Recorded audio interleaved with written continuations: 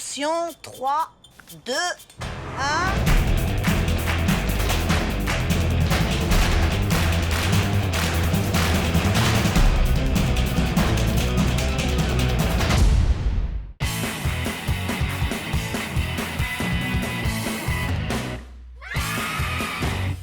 En fait, le storyboard, c'est très simple, c'est la mise en image du scénario. C'est-à-dire qu'il y a quelqu'un, un storyboarder, qui va prendre le scénario, qui va lire ce qui est écrit et il va le mettre en image. Il va faire des crowbars, des dessins, les plus drôles, les plus expressifs et les plus précis possibles pour raconter l'histoire, mais cette fois-ci visuellement, pas juste avec des mots comme un scénario le fait.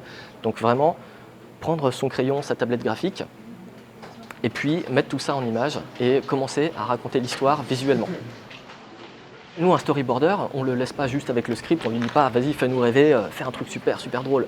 Bon, des fois on fait ça, mais on évite de le faire au maximum. On va faire une réunion avec lui, on va avoir le script, on va avoir le scénario en face de nous, on se pose à une table avec le storyboarder, le réalisateur et puis le chef storyboard.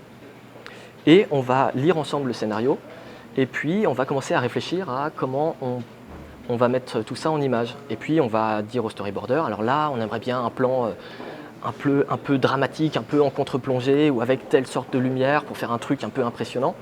Ou alors des fois on va dire, alors là il faut que tu sois en plan large, très loin des personnages.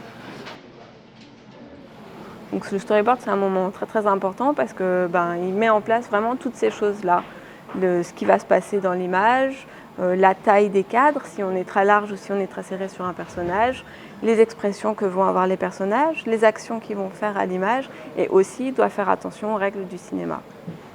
Donc il fait tous ces petits dessins en se calant, en s'aidant du son qu'on a enregistré parce que suivant les intentions des voix, il ne va pas faire les mêmes dessins.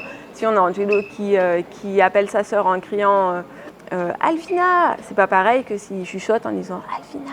Donc forcément, il va faire des dessins différents en fonction de ce qu'il a dans le son.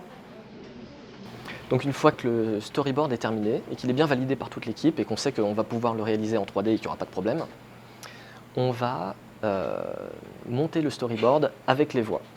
Donc ça nous permet d'avoir une sorte de petite vidéo avec tous les dessins du storyboard qui va représenter l'épisode en entier. Watch this. I won't even have to do a thing to get Peter to stop. Dad, these doy cakes are delicious. I haven't heard doy in such a long time. Funny word, Peter. Thank you, Doity. Doy. I'm off to work. Love you, honey. The doy. Doy, doy, doy, doy. Donc on aura dedans parfois des musiques, on aura les voix, on aura des bruitages et toutes sortes de choses. Et on aura exactement le rythme qu'aura l'épisode final. On aura tous les gags, on aura tout. Et c'est une sorte de brouillon de l'épisode. Un plan parfait pour une fin parfaite.